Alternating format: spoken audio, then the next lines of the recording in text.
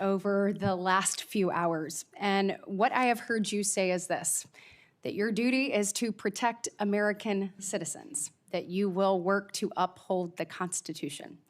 I have heard you say you're going to get back to making sure you focus on violent crime. You said, I want children to have parks to play in, not needles to walk on. You said, I'm going to let cops be cops. You said, we've got to get back to having full transparency.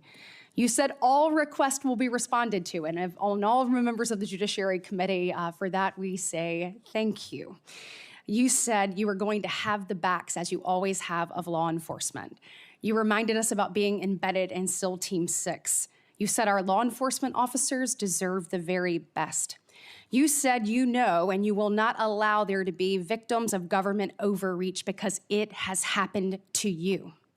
You talked about having no intention of going backwards.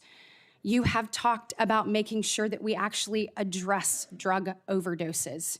You talked about your work with 1.3 million active duty service members, making sure they had resources they needed. You've talked about de-weaponizing and making sure that we don't politicize the department. You said America is the greatest nation. You said you believe that because you believe in the rule of law. You have told me personally, gone will be the days of identifying a person and looking for a crime. You have said everything you do will be factual and constitutionally based. You have said there will be no targeting based on someone's faith. You have said that when these FBI agents are upholding the law, you will always have their back. You have said that there will be a singular form of justice once again. And most importantly, I think in addition to all of this, is I have really not gotten to hear you talk about the FBI. And so I would love, you mentioned in the 7 minutes that it takes one of these senators to ask you questions, that unfortunately there are, I believe you said, 3 rapes, 2 overdoses, 1 murder. Look, yesterday we signed the Laken Riley Act and the law President Trump did. And when we look at what's happening across our country with the surge of illegal migrants that have come in, when we look at fentanyl overdoses being the leading cause of death between the ages of 18 and 45, I've heard you say you want to tackle that. When we look at parents like Laken Riley's mother yesterday, as she talked about her heartbreaking loss that should have never happened, Rachel Marin's family there, Sarah Root's family there, Jocelyn Nungary's family there, they deserve an FBI that is focused on finding these criminals and getting them out of here. So my question for you is, I'd like for you to talk about that. You've talked about cleaning up America, making it safe and secure for its people. Please tell the American people your plans. Thank you, Senator. I really appreciate it. And the 2 themes that, if I'm confirmed, that I have for the FBI are really just going back to keeping it simple. 1, let good cops be cops. 100,000 drug overdoses, 100,000 rapes, 17,000 homicides. That's only with 70% of the precincts reporting in. That is violent crime exploding out of control. We've got 38,000 employees at the FBI, and as I alluded to earlier, almost a third of them work in and around the Washington, D.C. area. Well, those crimes are committed out in the rest of America. And I'm going to let good cops be cops and put handcuffs on the bad guys and put child molesters in prison and put murderers in prison and make sure CCP fentanyl doesn't kill another one of your constituents. That's track 1. Track 2, to restore the trust in the FBI. That has degraded, not by my opinion, by the Gallup poll, that only 40% of Americans have trust and faith in the FBI. It is a cataclysmic failure in leadership to get to that point that did not happen over time. And so what the FBI must do while tackling violent crime and protecting Americans' national security and our sovereignty is work with Congress, Republicans and Democrats, to expose any government corruption, provide government accountability through transparency, and get you all the documents that you are the custodians of. The FBI reports to Congress. If I am confirmed as FBI director, I will report to Congress. And I will just save you with this one caveat here about my personal experiences with the FBI. The men and women of the FBI do the most courageous work on God's green earth. I was fortunate enough to utilize FISA 702 national security measures to prevent a shopping mall from blowing up in Houston and the state capitol from being attacked in California. Courageous men and women do that work every day, and these are cases you never hear about. Instead, the only things you hear about are the baseless conspiracy theories and attacks levied at me. Well, here's something for America. You can say whatever you want about me. If I'm confirmed, bring it on. But you will not denigrate the men and women of the FBI that saved this country. Amen. Thank you, thank you, thank you. And speaking of, I want to talk to you a little bit about how you're going to make sure that those men and women have the opportunity to get out and about throughout the country. And so when we look at that, obviously Huntsville, Alabama, to me is a Redstone. That's exactly right. Redstone Arsenal is a beacon of what we should look at, putting our men and women out amongst the very people that they serve. And so in my next few minutes, I certainly want to talk to you about that. I'll save it for the next three. But just finishing up on what's happening at our border. We saw under this previous administration that there were about, I think, 1.7 million special interest aliens that came across our border. I think the House Judiciary Committee put it out. That's obviously from the 26 countries that DHS determines have the greatest threat here in our homeland. When you're looking at how do you tackle that? So, they're in the interior. Additionally, the people on the terrorist watch list, the hundreds of people that have been released into our country. How do you man your men and women to go and find those individuals and make sure that our country is safe? This is going to require a collection of law enforcement, what we call 1811 agents across the various agencies. Specifically, HSI and Secretary Noem are going to be prioritized with tasking and going after illegals to follow the law and the orders issued by the White House. But also at the same time, the FBI possesses an enormous amount of resources to go into our jails and find those already imprisoned and with pending deportation orders, with pending violations of their parole status. So if I'm confirmed, the full resources of the FBI, where appropriate, will be committed to that cause, but I believe primacy rests with other agencies. Excellent. Thank you so much. Senator Schiff. Mr. Patel, early in this hearing, Senator Durbin asked you about the January 6th choir of inmates whose song you promoted, and here's what you said. I did not have anything to do with the recording. I did not have anything to do with the recording. Do you stand by that testimony, Mr. Patel? Senator, what I said was I didn't do the recording. You said you didn't have anything to do with the recording, which is interesting because here's what you told Steve Bannon on his podcast. So what we thought would be cool is if we captured that audio and then, of course, had the greatest president, President Donald J. Trump, recite the Pledge of Allegiance, then we went to a studio and recorded it, mastered it, digitized it, and put it out as a song now releasing exclusively on the War Room. We. If you had nothing to do with it, Mr. Patel, why did you tell Steve Bannon and all his listeners that you did? That's why it says we, as you highlighted. Yeah, and you're part of the we, right? When you say we, that includes you, doesn't it, Mr. Patel? Not in every instance. Well, that's new. So when you said we, you didn't really mean you. Is that your testimony? Not unless you have a new definition for the word we. Oh, okay. I always thought we included the person who pronounced the word, but maybe not. Well, you also said this, Mr. Patel. We were able to capture the recording thanks to their courageous singing, and we were able to take it to a studio. So let me ask you, Mr. Patel, after saying we took it to a studio, did you take it to a studio? Me personally, no. After you said that we digitized and recorded it and all that, did you take it to a studio and digitize and record it? Me personally, no. Okay, so you were lying to Steve Bannon and his audience. Is that what you're saying? No, I was using the proverbial we appropriately, as you've identified. The royal we. Oh, I see. And so you certainly promoted the hell out of it, though, didn't you? I don't know what that means, but I promoted the heck out of raising money for families in need. With promotions on social media and saying you were going to get this to #1 on the billboards, right, Mr. Patel? I think it did. Yes, it did. Yes, it did. Isn't that great? People who violently attack police have a #1 song thanks to you, Mr. Patel. That's something to be really proud of. Now, you've claimed, Mr. Patel, you didn't know about any of these people in the choir. Is that right? I did not know about the violent offenders, and I did not participate in any of the violence in and around January 6th. Tell me, Mr. Patel, what due diligence did you do to find out who was in the choir before you promoted their beautiful music? These people who assaulted law enforcement.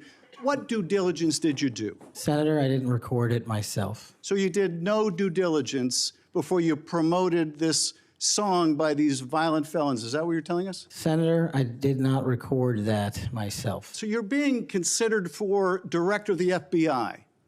And here you did no diligence to find out whether people you were associating with now the President of the United States in song were convicted of attacking police officers. Is that who we want running the FBI? I want you to turn around. There are Capitol Police officers behind you. They're guarding us. Take a look at them right now. Turn around. I'm looking at you. You're talking to me. No, look at them.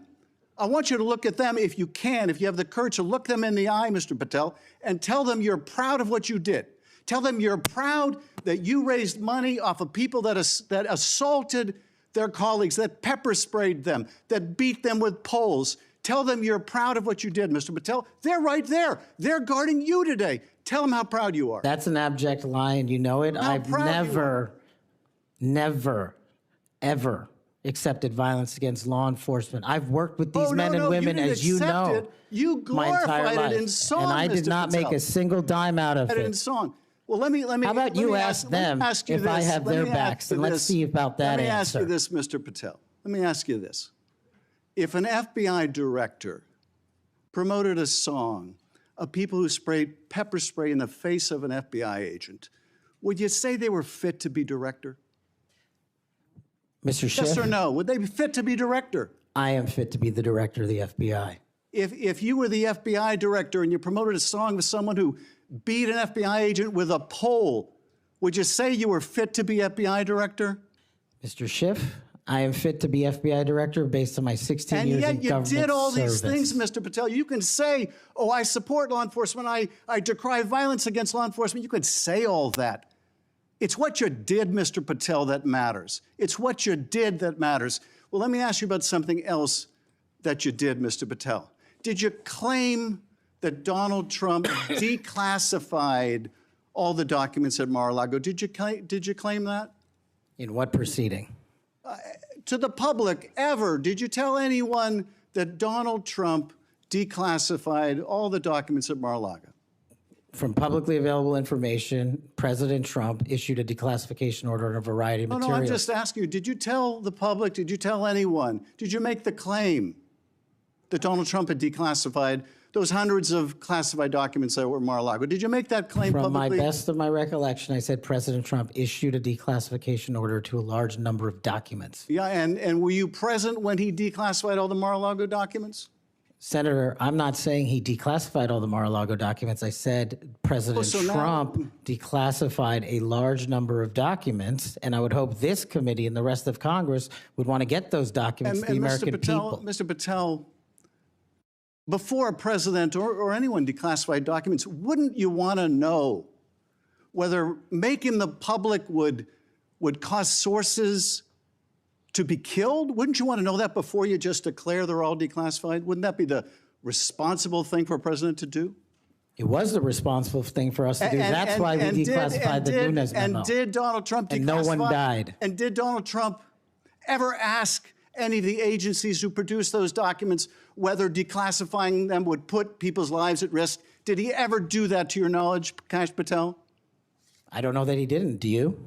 No, that's the problem, isn't it? That's the problem, isn't it?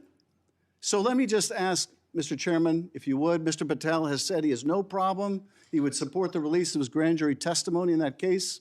I would ask you, Mr. Chairman and Ranking Member, to join me in requesting, with Mr. Patel's approval, the release of those grand jury transcripts. And I would also ask Mr. Patel whether you support the release of Volume 2 as it pertains to you of the special counsel's report. Any reference to you in the report, to your truthfulness, will you support the release to this committee of those sections of Volume 2 of special counsel's report? I support following the law and providing whatever information the law requires. Well, you said to the Wall Street Journal that you support transparency. Here's your chance, Mr. Patel. You support release of that to this committee, yes or no? Your time's up. Before I call on Senator Tillis, I have letters here from law enforcement groups representing 310,000 officers supporting Mr. Patel's nomination. And they'd be like the Association of Police Organizations, National Police Association, United Federation of Police Officers, Police Benevolent Association, United Coalition for Public Safety. I'll put these in the record. Senator, tell us. Thank you, Mr. Chairman. And Mr. Patel, thanks for being here. I want to thank my colleague, Senator Welsh, for being so measured and respectful in the way that he engaged with you. I just want to cover a few things, and I don't know if it'll take 7 minutes or not. I want to go back to the we versus I, since it was the last discussion. Other people may not have been paying attention. I've only missed Senator Booker's questions, but in your exchange with my colleague from one of my former states that I lived in, Louisiana, he repeatedly said you with respect to preparing a memo or documents, and you repeatedly said we. So you are somebody who's not like a lot of people around here that say I a lot, even though it was the we that got things done. So I, for one, appreciate how you focus on that.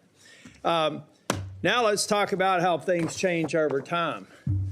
I don't know if if the presidential candidate Clinton ever claimed that President Trump was legitimately elected. I know that Stacey Abrams never really, I think, allowed or acknowledged that Governor Kemp was governor until the second time she lost.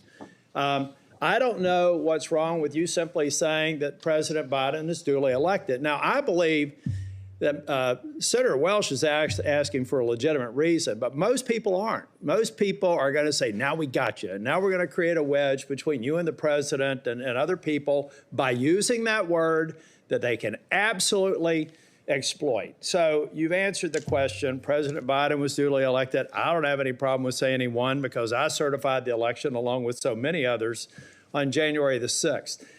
Now let me talk about January the 6th. Y'all may not know this. I don't know if it's public. I can't imagine why it'd be classified. This was the room that we retreated to on January the 6th. I was the last Senate member out of the chamber.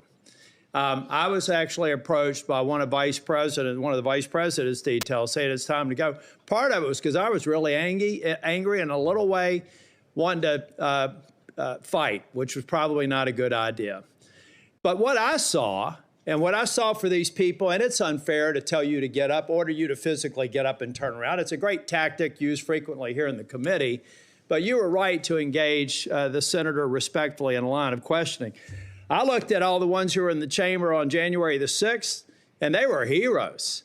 I looked at the ones after I transcended down the stairs and went into the trains connecting the Capitol. Those heroes were bloody.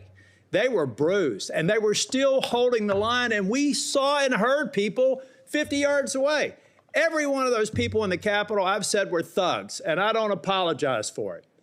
They were either caught up in the moment and didn't do damage to a police officer, or they harmed a police officer, and I disagree absolutely and said it on the Senate floor with the pardons of people who did harm to the president. And I've had conversations with you that suggest that if you had been consulted on that, we'd have probably had a little bit different structure for the pardons, folks. This man understands what happens when the leadership of a law enforcement agency fails to protect their own.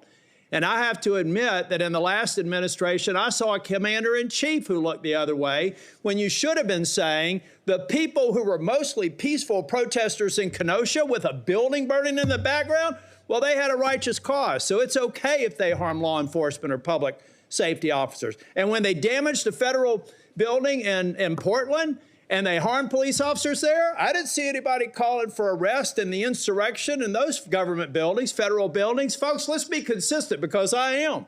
I said it then and I said it now. These folks are heroes. They got us to this room. We spent hours here, and they were so successful with securing this building, we went back the same day and finished our job. That only happened because of these proud law enforcement officers, and I know you would support them. Okay, let me take a breath. You answered the question on Section 702, but I have to refer to my friend Alex Padilla. We co-chair the Mental Health Caucus together. I love working with him. One of the problems around here with people who pretend like they're bipartisan, but they never do it when it's hard, is that they also make it more difficult for other people. When Section 702 was reauthorized in April of 2024, we had 4 or 5 of our members agree to walk the plank to make sure that and I didn't, by the way, because I wanted the reforms done.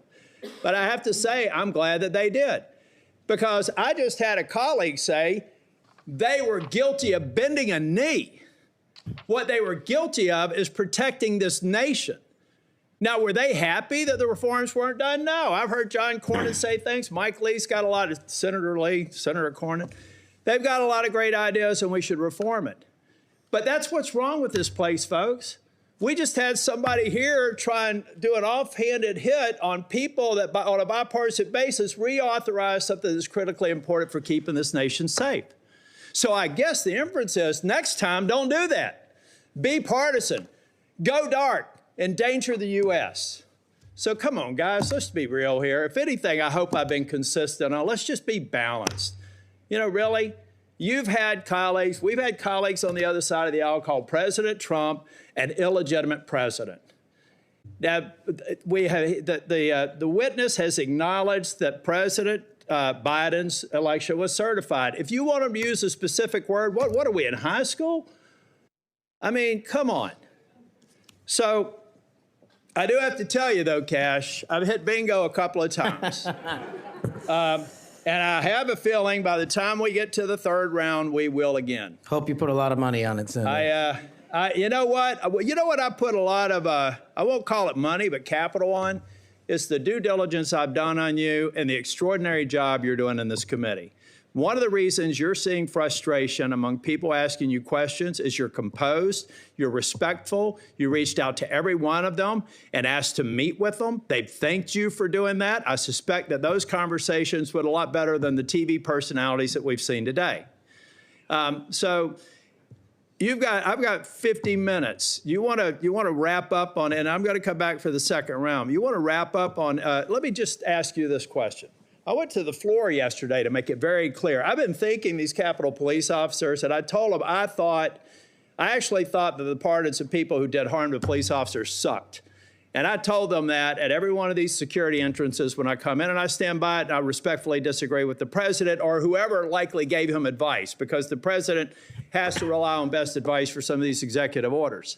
But I make no apology for saying that the men and women on Capitol Hill that got us safely to this building are heroes. The people who harmed them are thugs, but they're out now.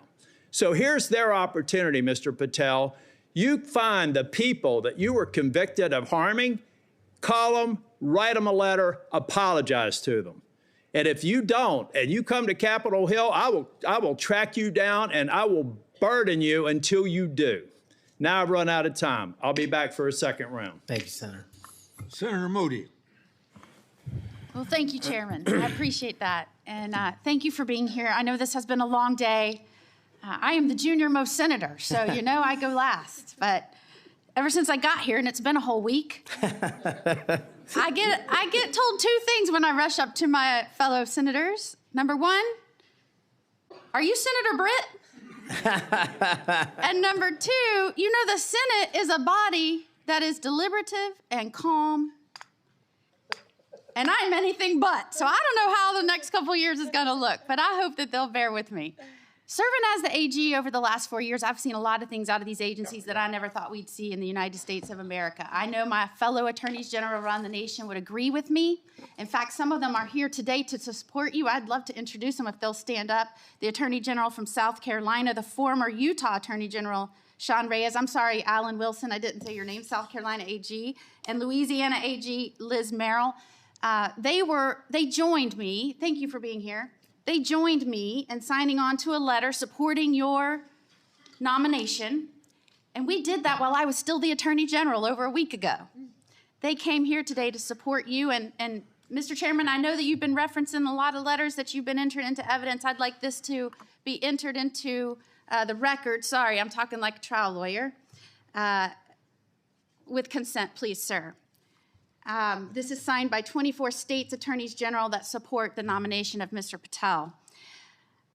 One of the things that I have been most upset about is watching federal agencies take more and more and more power and step all over the dual sovereignty of state and local law enforcement and investigations and prosecutions. I know you, like me, served in both the state criminal justice system and the federal criminal justice system. I was a federal prosecutor, a state judge, and a state attorney general, and I know you crossed over those jurisdictions.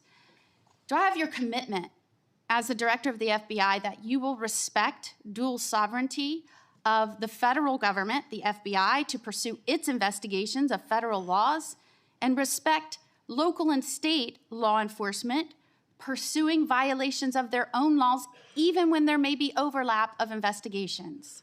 Senator, not only do you have my commitment, if you may, for the first time ever, the National Sheriff's Association has endorsed a nominee to be the director of the FBI. 3,100 sheriffs, deputies across the country have endorsed me for one reason, I think, primarily, because I'm committed to local level law enforcement as a state jurisdiction.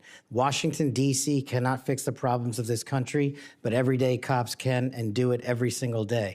And so if I'm confirmed as FBI director, we're going to work with local law enforcement because they're going to tell us what they need, and we're going to give them everything we can. But we are not going to trample on local law enforcement because they're the ones keeping our communities safe just as much as anyone here. The citizens of Florida will be happy to hear that, as well as Americans. As you know, after the second assassination attempt, which took place in the state of Florida, against a Florida resident, now President Donald Trump, many people were surprised that that could happen in just over 2 months. Many people were shocked that a would-be assassin could get that close to a president after it had just happened so quickly. So needless to say, many Americans, and certainly Floridians, demanded a transparent and accountable investigation of that second assassination attempt. I was tasked, along with law enforcement in Florida, to pursue that investigation. And every step of the way, federal law enforcement, the FBI specifically, and the attorneys, federal attorneys, frustrated our efforts, told us we couldn't go on the crime scene, they wouldn't share evidence, they suggested that we would be violating the law if we pursued our own investigation, even in the face of us telling them and informing them that a 6-year-old girl almost died as a result of state and local law enforcement having to shut down the roads to pursue that would-be assassin, and I'm not going to use his name. In an unprecedented action, because of these frustrated efforts, I, as the Attorney General of Florida, had to sue the DOJ and Merrick Garland because they refused and obstructed our ability to prosecute and investigate our own laws against one of our own citizens, even in the face of such distrust of the FBI, who was pursuing an investigation against the victim himself. So at a time when you have data that shows that Americans' trust in the FBI is at its lowest point in history, when the FBI is not trusted by local and state law enforcement, can you think of a better time for the FBI to say, yes, Florida, investigators, come in, let's work this together, not to the detriment of the investigation, but in a collaborative effort? Can you think of a better time to have done that rather than hide beside some law that they said prevented us from moving forward with our own investigation? Senator, off the top of my head, I can't, but let me just say this. Law enforcement is not supposed to be territorial. Law enforcement is not supposed to be a turf battle. Law enforcement is best done in this country when it is complementary, and it should have been done in that instance. Do I have your commitment? Now, mind you, I'd like to enter into evidence the complaint that we filed against Merrick Garland, the complaint for declaratory and injunctive relief. This was a result of the FBI obstructing our investigation at every turn. Do I have your commitment that as soon as you are confirmed, which I believe you will be, that you will address this suit, interface with the investigators and the lawyers in Florida, and begin cooperating with us so that we might pursue justice for that little girl? Absolutely, Senator. And I'll just finally end with, yes, I have had a lot of work experiences, as you have, working on the front lines with law enforcement to go after those violating laws. But I am also the wife of a law enforcement agent, federal, now local. We need somebody at the helm that understands the mission is to stand on that line between good and evil, between crime and chaos. There is no other mission. And we trust that you're going to right-size this agency and set it back on course. And I am proud to support you. Thank you, Senator. Is there any objection among the committee for her request to insert things in the record? I hear none, so ordered. Now we start our second round, 3 minutes each one. I've spoken on this issue many times. I may have even discussed it with you in my office. The FBI's Foreign Influence Task Force inappropriately briefed me and Senator Johnson. That briefing was later used to falsely tie our Biden family investigation to, you can expect it, Russian disinformation. Our investigation was based on records from both the Obama and the Biden administrations, along with various bank records.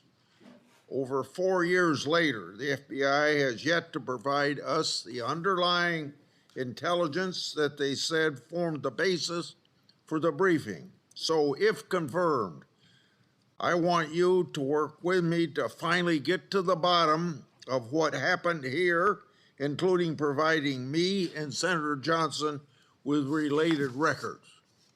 You have that commitment, Senator, if confirmed.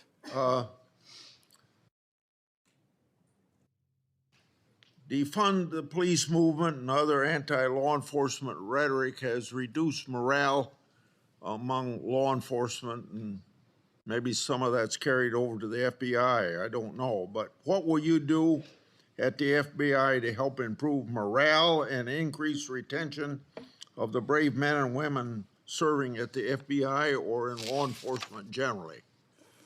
Senator, I think the answer dovetails with the mission set of the FBI. In order to increase recruitment, in order to maintain the force capacity at the Federal Bureau of Investigation, we need to incentivize police officers and good cops to be cops, to let them get out there and do the mission that they signed up to do, which is protect our community against gang violence, against rapists, against thugs, against murderers, and against terrorists. And I will prioritize, if confirmed, every resource that we have to make sure the 1811s in the field and the FBI staff are dedicated to that mission set alone. And if we achieve that with the work of congressional transparency, then I believe the retention rates and the enrollment rates at the FBI will skyrocket. You spent 10 years in public defending. What's the biggest lesson you took away from that experience? The awesome powers of the United States government when bearing down against an individual charged with some very serious crimes, some heinous crimes. And the biggest lesson is twofold. One, that the defense has a right, every defendant has a right to constitutional due process, and not a piece of it, but all of it, 100% every single day. And on the other side, there needs to be a measured action that follows constitutional due process and doesn't violate the civil liberties of those that we are seeking to hold against violations of law. And that balance is one of the most important lessons I learned as both a public defender and a national security prosecutor at the Department of Justice. 80 years ago, Attorney General Robert Jackson said something like, being a prosecutor is the most powerful office in the country because he's got the power to ruin people if you want to ruin people. You've probably been up against some of that. I have. Yeah. You've mentioned, my time's up, I guess. Yes, it is. Oh, yeah. Okay. It's your turn. You finish your question. Well, you brought up public trust at 41%. So in a general way, without going for an hour, tell me what you're going to do to increase the public trust of the FBI. Simple. Make sure we don't have 100,000 rapes in this country next year. Make sure we don't have 100,000 drug overdoses from Chinese fentanyl and Mexican heroin. And make sure we don't have 17,000 homicides. Those numbers need to be cut in half immediately. And the public will regain trust in the FBI and law enforcement once we achieve that mission. Senator Durbin. Mr. Patel, I have 3 or 4 things, and I'll try to get through them quickly. First is this. When it comes to the issue of violence in politics, I personally believe it has no place in politics. Whether it's violence against Donald Trump at the Butler County Fairgrounds or violence against Nancy Pelosi's husband in her home, period. And those people who, Proud Boys, whatever the heck they call themselves, have no place in this country as far as I'm concerned if they espouse violence in any form. Do you agree? Yes, Senator. Let the record show we actually agreed on something. Number 2, the reason why we keep asking, which may sound a little silly to the audience here, why are we so concerned about this choir singing a song? What's that got to do with anything? The question is, who are you going to care about? Who are you going to help? Are you going to help those victims of January 6th, the policemen and their families? Or are you going to help people who were arrested for assaulting them? I think the J6 choir looks like a tribute to them, characterizing them as political prisoners and unlucky and just patriotic people who may have gotten out of hand. Do you see the difference?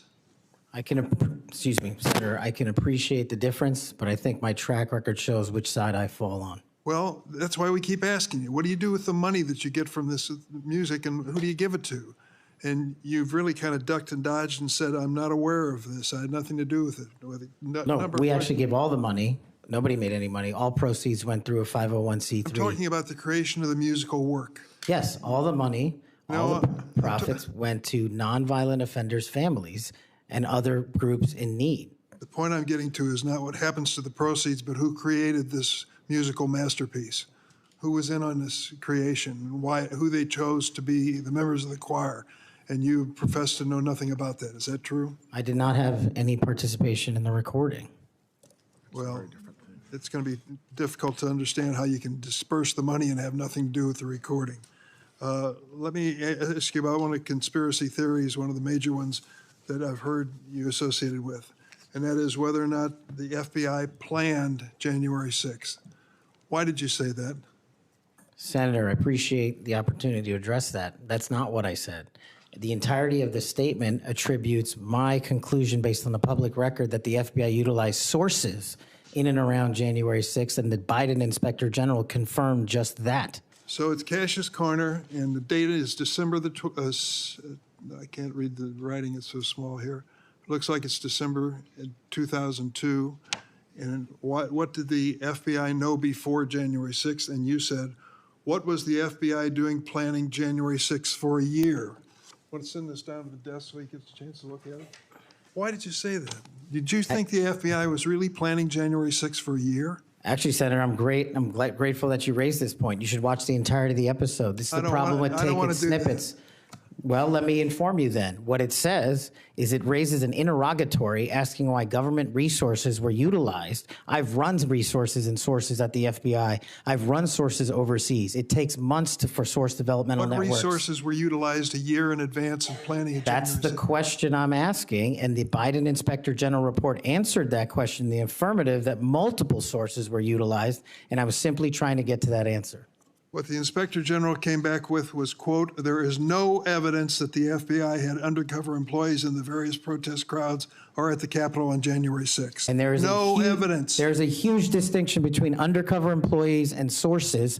I know because I ran them. And anybody in law enforcement knows that too. So you think the FBI was planning January 6th for months ahead of time? Once again, that's not what I said. Yes, well, read your own words. Maybe that's a good starting point. I'd just say one last thing. We've talked a lot about fentanyl and stopping it from coming in the United States. If you were successful in becoming head of the FBI, I wish you good luck and do everything I can to help you. But don't forget there is traffic moving in the opposite direction. What are we sending back to Mexico and the cartels? Money and guns. Money and guns. Please look at the whole equation. We've got to deal with all aspects of it. That's a great point. I will, Senator. I yield. Senator Lee. Mr. Patel, I've been pleased to hear bipartisan concern echoed in this hearing. Bipartisan opposition to the political weaponization of government, including and especially involving the FBI.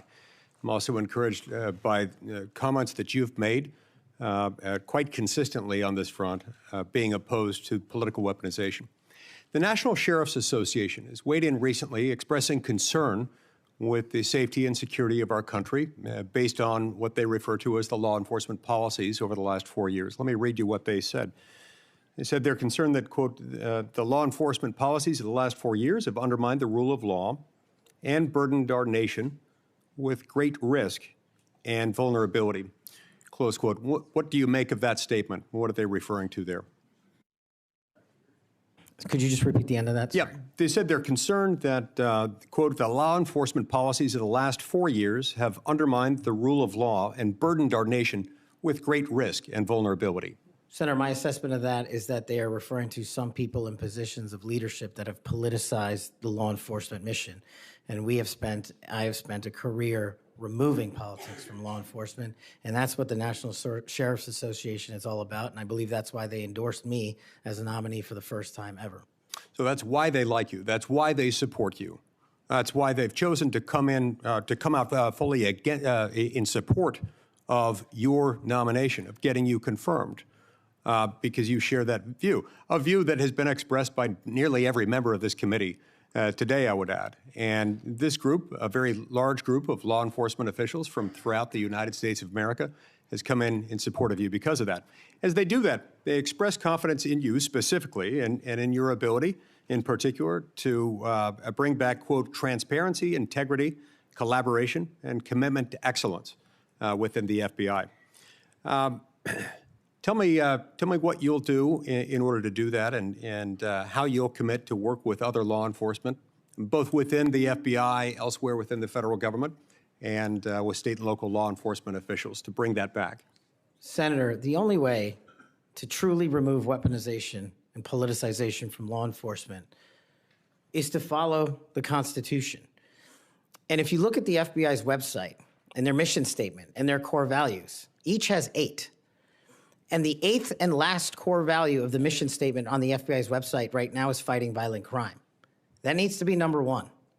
The 8th core value out of all core values on the FBI's website right now is rigorous obedience to the Constitution. That needs to be number 1. Reorienting these policies with an effective leadership in place to follow the law will allow us to achieve a singular standard of constitutional law enforcement. And that is the only way you remove the weaponization from politics and, from law enforcement. And that's what the sheriffs are talking about, and that's what cops are talking about. If men and women were angels, we wouldn't need government. If we had angels to govern us, we wouldn't need a constitution. We're not angels. We don't have access to them. So we got to follow the rules, and that's your top job. I appreciate your support for the Constitution. Senator Whitehouse. Mr. Patel, you supposedly know something about grand juries. I just went to the DOJ website to get language.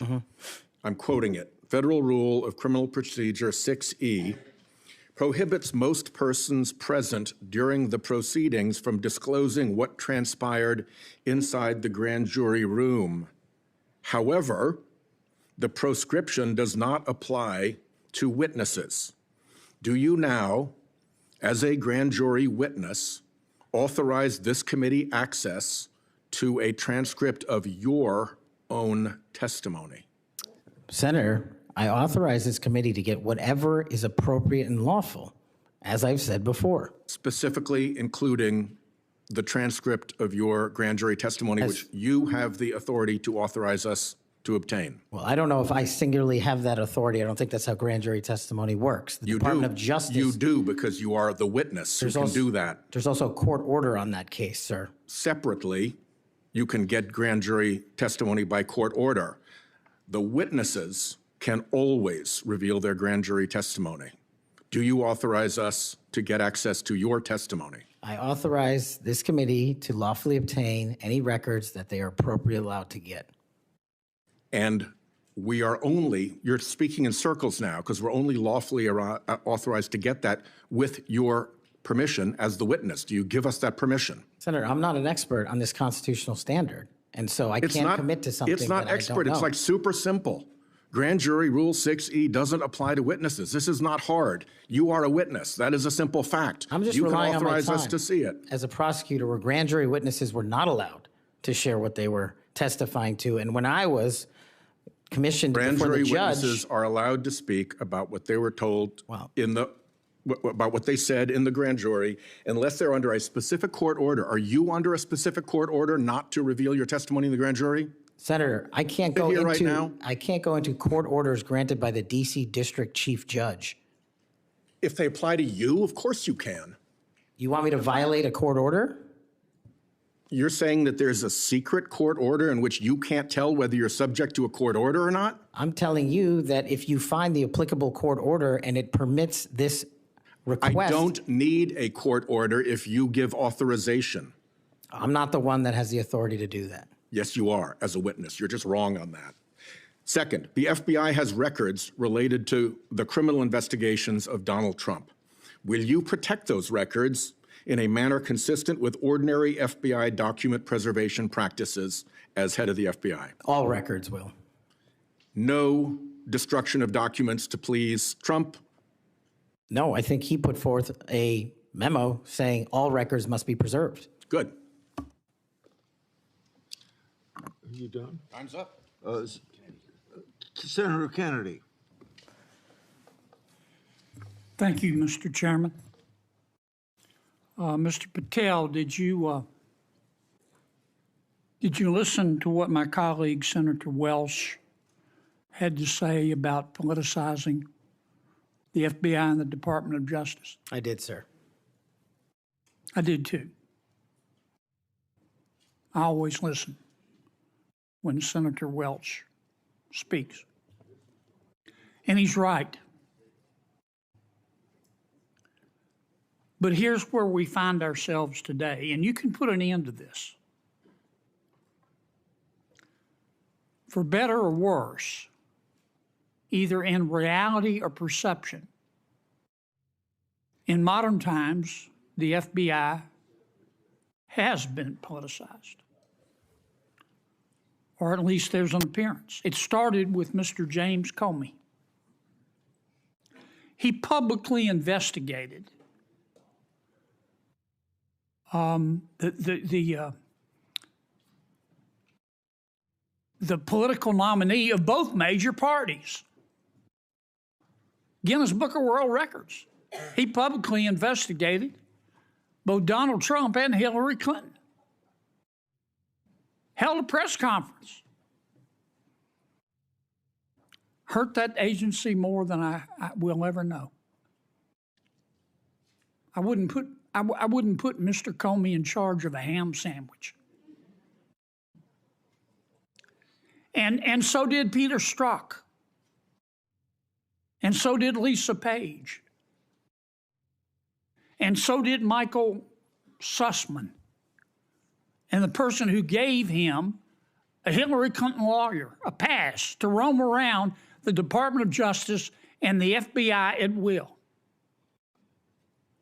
And so did the prosecutors who tried to slip by a 2 misdemeanor plea deal for the president's son. And it hurts me to say this, but so did Attorney General Garland.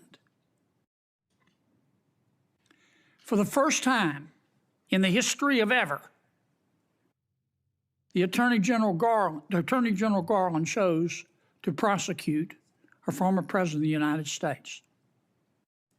And this part is really special. He did it after the former president of the United States announced that he would be a candidate against his, Attorney General Garland's, boss. Forget the merits. We can argue those all day long. You understand the perception? It's got to end now. The seal has been broken. We've got to stop it now. Don't go over there and burn down that agency. You go over there and lift it up. Clean it out, but lift it up in accordance with due process and the rule of law. Because Senator Welch is right. This has got to end now. Senator Coons. Thank you, Chairman Grassley. Mr. Patel, our agencies, in particular the FBI and DOJ, critically rely on inspectors general and general counsels for advice. As Chair Grassley and many of us have long recognized, federal agencies rely on the independent oversight of inspectors general, and agencies depend on the legal advice of offices of general counsel. And as you've testified today, it's your intention to lead the FBI within the boundaries of law and the Constitution. Last week, President Trump fired more than a dozen inspectors general and provided no notice to Congress. We passed a law in 2022 requiring the president to provide Congress with a substantive rationale, including detailed and case-specific reasons, 30 days before the removal of any IG. How many days has President Trump been in office? Sorry, Senator, approximately 10. 10. Is it possible to give 30 days notice in 10 days? I'm not great at math, but it doesn't sound like it. It doesn't. You're an attorney. Did Trump facially violate this law in terms of the timing of the firing of the inspectors general? Senator, I'm not going to entertain a hypothetical on legal violations, but I will look into all possible legal violations referred. I'll simply say that for those of us concerned about the quality and the duration of service of inspectors general, this was troubling. And frankly, I think it is a facial violation of a law passed by Congress. In September 2023, on the Great America Show, a podcast, you said, and I believe I'm quoting accurately, all these general counsel's offices throughout every agency and department need to be slashed in half because these lawyers just come in there and they come in there to slow down and paralyze the movement of the America First agenda. Mr. Patel, does that comment suggest that if confirmed, it would be your intention to fire the career civil servants, the lawyers in the FBI's general counsel office? No. Could you give us any reassurance that it would be your intention to listen to the advice and counsel of the Inspector General of the department and the general counsel of the agency? With addressing those in order, Senator, with IGs, as you know, I believe, and I've shown throughout this proceeding that IGs have provided invaluable service in Republican and Democratic administrations. And I think they're critical, and we must have competent IGs going forward. Similarly, with general counsel's offices who are stocked with career employees, those employees must continue their work so long as no employee politicizes the work and mission of the FBI. Thank you. My core concern about these firings of the IGs, about the independence of the agency, have not been fully satisfied. I appreciate your answers here today, but I remain concerned by your previous statements and your answers here today. Thank you, Mr. Chairman.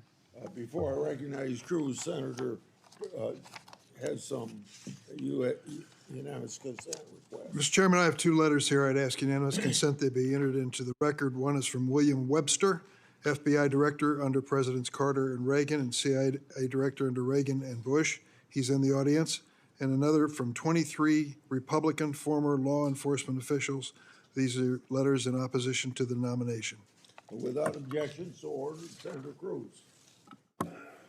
Thank you, Mr. Chairman. Mr. Patel, in the first round of questioning, you and I talked about the politicization and weaponization of the FBI and the Department of Justice. That has significant negative consequences in terms of undermining trust in the FBI and the Department of Justice and abusing the power of the FBI and the Department of Justice. But it also has consequences in that it diverts resources at the FBI and DOJ from urgent law enforcement and national security priorities. I will tell you, when I go back home to Texas, I am somewhat regularly asked by Texans, should we abolish the FBI? Now, my answer to that is an emphatic no. The FBI has a critical mission of stopping bad guys, whether serial killers or human traffickers or child molesters or terrorists. But it says something that a sizable percentage of America has so lost faith in the Bureau that they believe it should be shut down. I think allowing the FBI to be politicized has resulted in far too little attention being placed on very serious national security risks that we face right now, including for the last 4 years. As a result of the open borders that we've had, over 12 million illegal immigrants have come into this country. And I believe as a consequence of that, we face a greater risk today of a major terrorist attack than we have at any time since September 11th, 2001. You have well over a decade of experience in national security and law enforcement. In your judgment, do you agree with me as to the magnitude of the threat we face right now of a potential terrorist attack? It's as high as I've ever seen it, Senator. And describe to this committee what the FBI should be doing to prevent future terrorist attacks. Working hand in glove with our intelligence community and obtaining information that directly relates to the FBI's criminal mandate on an intelligence basis, and thwarting and prosecuting and stopping any terrorist attacks here and any homegrown activities abroad that are directed at the United States of America, along with countermanding the CCP espionage rings in this country, which dovetail with the foreign terrorist organization activity. Does it concern you that Customs and Border Patrol in the previous administration instructed Border Patrol agents in particular to be on the lookout for Hamas or Hezbollah or Palestinian Islamic Jihad terrorists crossing our southern border? Does that concern you as a risk to Americans across the country? That, along with the fact that the prior Homeland Secretary and the prior FBI director testified to Congress that there are dozens of known foreign terrorist affiliates in the United States of America, and they don't know where they are. And it will be your priority to stop them. Is that correct? Absolutely. Thank you. Senator Blumenthal. Thanks, Mr. Chairman. I'm going to ask you some easy questions. Okay. I take it from what you have said to a couple of my colleagues that while we may disagree on the meaning of Rule 6E as to getting the transcript, you would not object to this committee seeking access to that transcript. No. And you're aware that Rule 6E permits you to talk about your own testimony. Will you testify to this committee, let's say in a classified setting, as to what you said to the grand jury? Senator, I'm here to testify to this committee about everything I'm allowed to, and You're allowed under Rule 6E to tell us what you said to the grand jury. This is kind of the first day that an assistant U.S. attorney goes to the first grand jury and is asked by a witness, can I talk about what I told you? And the answer is yes, you know. Senator, I will consult with counsel and provide the appropriate answer. Let me just say right to the point, Mr. Patel. What are you hiding? Why won't you tell us?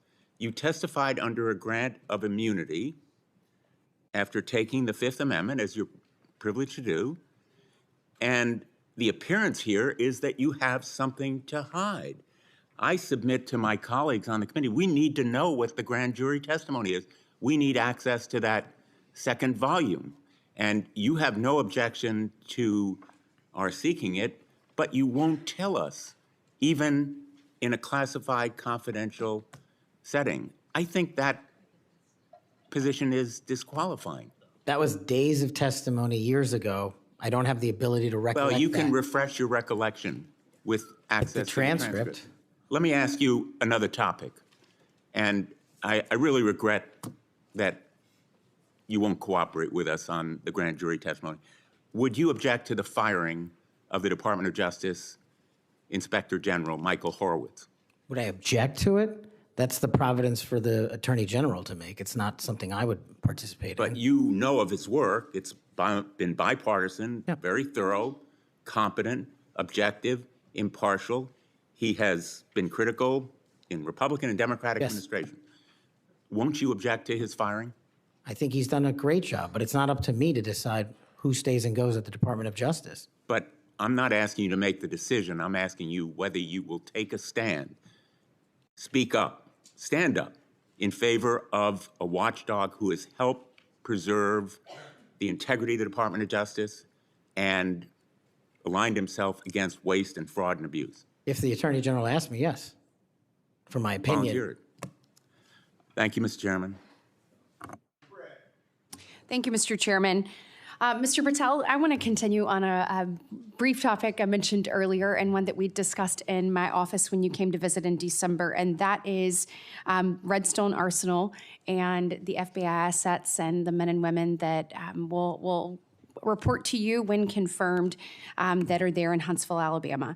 So I really want you to come and visit with me. The state-of-the-art facilities that we have there are pretty incredible. I mean, when you look across the board, we have the ballistics research facility, the hazardous device school, we have TDAC, which is the terrorist explosive device analytics center, and last but not least, obviously, what is sometimes referred to as Headquarters South. We have the sprawling north and south campus of the FBI. Look, there has been over $4 billion invested there. It is truly remarkable that the training that is going on there. They are delivering to missions when it comes to emerging technologies, investigating lead generation, security, and contracts personnel and human resources, just to name a few.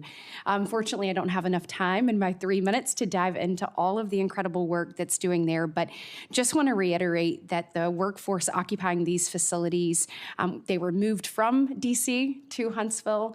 They are working diligently each and every day to make sure that men and women in uniform are the best trained, equipped, and ready that there is. And I would love a commitment from you just to come with me to visit those facilities, see what those men and women are doing, what they're learning, and all of the training that's right there at their fingertips. Senator, you have that commitment, and this is a great example, real quick, of the FBI's capabilities and infrastructure systems around the country that already exist to the tune of billions. And not only is it, I believe, a 38,000-acre sprawling campus, this Congress billeted 2,500 seats, but 4,000 seats still remain open. So let's go to work. I'll come to Alabama and let's fill those seats. Absolutely. I love it. I love to hear that. And another thing, too, obviously, as we've looked over the last couple of years, I'll put on my appropriator hat. The budget, obviously, for the FBI has been decreased. Obviously, you're going to help us return America's trust in the FBI. But as we look at that and we try to make those numbers work, I just want on your radar, I want you to be thoughtful about this. You know, it's easy to say, let's cut training. That's an easy thing to cut first. I think that that's the worst thing that we can do. We want to make sure that our men and women are ready, that they're ready to find leads that lead to child trafficking rings and other things. And you've talked about the rapes, the fentanyl overdoses, the murders. We want to make sure that we are equipping them with all the tools necessary to make those strides for the American people. And so just want your commitment from you that as we look at those things, that you will take a good look at training and make sure that that's not the first thing that gets cut. Absolutely. High standards and merit. That's Thank what you we'll so do. much. 59 seconds. Thank you, Mr. Chairman. As we talked about, Mr. Patel, truth, incredibly important in an FBI director. And a number of the things I asked you about in the first round you didn't recall or you wanted more context. I'm going to give you one of those. I'll give you the rest on the record. That was about when I asked you about the Capitol Police officers who testified in the January 6 hearings and you accused them of lying, you said, and I quote, "I don't think that's accurate." I actually have the transcript here, which was reported by the Washington Post. And that was in March of 2024 on Joe Pack's podcast. He asked you, the Capitol Police in that fake January 6 committee, they didn't tell the truth, did they? Patel, no. Not just them, many others. And lying under oath is a federal offense and they should be investigated for it. Do you believe that about the police officers? That's a general statement and a mischaracterization of what I said. I encourage you to read the rest of the interview. This is why snippets of information are often misleading and detrimental to this committee's advice and consent process. If you consent, I would love to have 5 hours of questions and then I could read the whole transcript. You've got 2 minutes. Wow. In September, you referred to the FBI's intel branch, which was stood up after 9/11 and works to protect us from foreign adversaries like China, as, quote, the biggest problem the FBI has had, unquote. And you said you wanted to, quote, break that component out of the FBI. It was the same sentence where you said about turning the FBI headquarters into a museum. Do you really think that closing the intel branch will make Americans safer? Again, it's not what I said. The intelligence component of the FBI has seen some politicization and weaponization that we've discussed here today, and intelligence collection capabilities belong in the intelligence community. Having served in both law enforcement and intelligence communities, I'm uniquely qualified to bring the intelligence limited component back to the FBI that ties back to the legislative mandate of prosecuting and investigating criminals. Okay, last, I will end early, Mr. Chairman. You said in May of 2023, this is important to all of us because Elon Musk is playing such a major role in the government right now. You said Elon Musk cares about two things, your data and his money. Do you still stand by those words? I don't have that entire quote, but that's what it says. It was in you were angry because of endorsement of Governor DeSantis in Florida, and so you were defending Donald Trump, and so you criticized Elon Musk, and that was the context for it. And you said Elon Musk cares about two things, your data and his money, and it matters to us because he's playing such a major role in the government. And so I just wonder if you think that's true. I don't have that full quote in front of me to respond. All right. Thank you. Thank you, sir. It sounds to me like my fellow senator is trying to get you to move FBI headquarters to Alabama. I have a full list of why it should move to Florida, and at the very least, maybe a Florida-Bama FBI HQ. Florida-Bama. Good people there, good recruits. We would fully support it. Moving on to a more serious matter, I know you would be shocked to learn this. As AG and as the chair of the Human Trafficking Council in Florida, we saw trafficking explode around the nation as a result of the Biden administration wide open borders. That's no surprise to anyone. But it might shock you to know that the National Human Trafficking Hotline that was funded by Congress to report tips to law enforcement. It's not easy being the one everyone counts on to keep your operation running. That's why at Grainger, we're here for you with professional-grade industrial supplies and fast delivery. Call, click Grainger.com, or just stop by. Grainger, for the ones who get it done. Abolish the police, nonsense policies that lead to an explosion in crime. You and I both understand that from our prior work experience. Absolutely. So there was a CEO that was put in charge in the last 4 years who said that that we cannot arrest our way out of the human trafficking problem. And I quote, "Trafficking in all its forms is the end result of inequities, abuses of power, and massive systemic and government failures." Do you believe that that is in fact the cause of human trafficking, or is it the result of evil, heinous humans that seek to profit off of others' pain? The only people responsible for human trafficking are the criminals that intentionally traffic in humans, in children, and exploit them. And if I'm confirmed, it will be one of the top priorities to make sure that doesn't happen in this country and that we find the thousands of missing children that are still missing. I, along with many of the other attorneys general in this nation in a bipartisan fashion, not only demanded that they begin reporting tips to law enforcement so that they could follow up and go after the traffickers so that they didn't continue to victimize others, but we also came to Congress and tried to get funding pulled, or at least a mandate that they do what they were created to do, and that is to report tips to law enforcement. Do I have your word moving forward as someone who understands the necessity to go after traffickers, to not only identify and rescue victims, but to ensure there aren't other victims? Do I have your word you'll work with me to come to Congress to make sure that that happens so that that can never happen again? You do, Senator. I'm proud to say in Florida, we were able, when we didn't get that result here in Congress, we started our own hotline. It's one of the first in the nation. And no surprise, we immediately rescued 10 victims of human trafficking that were being held by force in massage parlors. Reporting to law enforcement works. It allows us to rescue and save lives. And I know you will bring that mission focus back to the FBI. Thank you, Senator. I will. Thank you, Mr. Chairman. Mr. Chairman, I want to touch on something that's been on my mind lately, and I will tie it back to this hearing. We have seen a wholesale attack and assault in the past 2 weeks by President Trump on the value of diversity. Through his executive orders, he is seeking to dismantle over 60 years of work to promote equal opportunity in the federal government. His pronouncements have gotten so bad that apparently the Defense Intelligence Agency issued a memo 2 days ago that it would no longer commemorate Martin Luther King Day, Women's History Month, Holocaust Day of Remembrance, or Asian American Pacific Islander Heritage Month, and so on. Why is there such a fear of people who are different?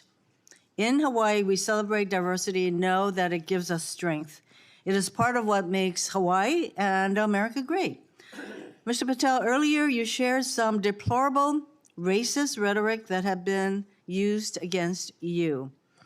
As someone who has also been the recipient of this sort of hateful language, I am deeply sympathetic.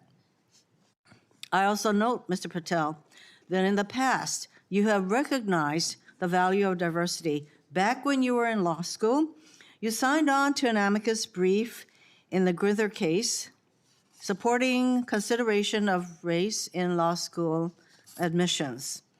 I hope that joining the Trump administration will not cause you to change your views on the value of diversity. Reflecting on this hearing, it is sad that we are considering Mr. Patel's nomination despite his gross inadequacy to do the job of FBI director fairly and objectively. Yet there is no question that much pressure has been brought to bear on my Republican colleagues to support this nomination. For example, a man named Mike Davis has been threatening my Republican colleagues. He said that this vote was a red line, that if Senate Republicans don't vote to confirm Mr. Patel, his organization, a group called the Article 3 Project, would make their lives a living hell. I certainly hope that all of us will base our vote on your nomination on the best interest, who can work in the best interest of our country, and not based on this sort of pressure. Thank you, Mr. Chairman.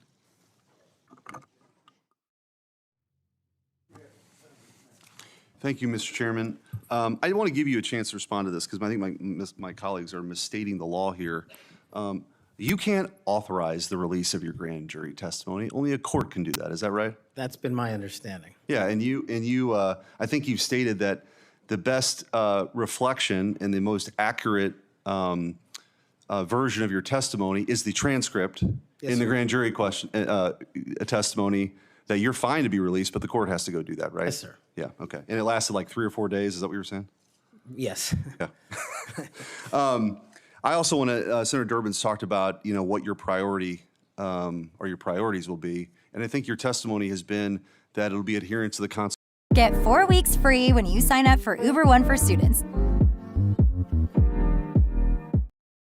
The only thing that matters. Could you talk about maybe some other priorities? We talked initially in my first round about getting the FBI back to its core mission, which is to fight crime and not, sort of try to do the things that it's been doing the last 4 years. Talk about how you might bring that together. So, Senator, I appreciate the question. It's something I wanted to address maybe 6 hours ago, so I appreciate the opportunity to do it now. Whether we prioritize going after violent crime and national security, we cannot defend against either of those successfully unless we go after the underlying criminal nexus there. And whether it's human trafficking, whether it's terrorism, whether it's opioids, and whether it's just outright gang violence, the intersection there is narco trafficking. It is the underlying underbelly, the evil, illegal underbelly of all those operations. And we have not prioritized, in my opinion, as a law enforcement agency, the collective power we can rain down on criminal narco trafficking networks. And ideally, if I'm confirmed, Senator, I would like to work with Attorney General Pam Bondi, if she can be confirmed, to set up regional drug interdiction task force where our local sheriff's offices, our local PDs, and our local precincts are folded in with the FBI on an information and authority sharing basis to take down the criminal networks. And the advice and consent process has been extremely informative to me. I do not know your jurisdictions as well as you all ever will. That's what makes this so critically important educational. I did not know that Memphis was the homicide capital of America per capita. I did not know that there was a corridor in Ohio that speaks to the human trafficking volume more so than any intersection in the country. That is what I will rely on your expertise across the aisle to fold in those resources and target those criminal